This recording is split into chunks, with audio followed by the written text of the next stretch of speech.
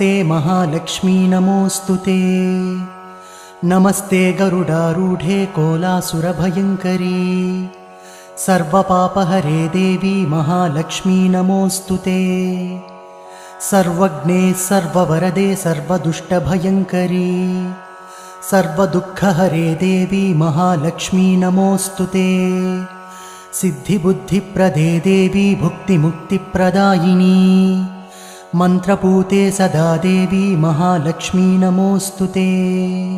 आद्यन्तरहिते देवी आदिशक्तिमहेश्वरी योगज्ञे योगसम्भूते महालक्ष्मी नमोऽस्तुते। स्थूलसूक्ष्ममहारौद्रे महाशक्ति महोदरे महापापहरे देवी महालक्ष्मी नमोऽस्तुते। पद्मासनस्थिते देवी परब्रह्मस्वरूपिणी परमेशी जगन्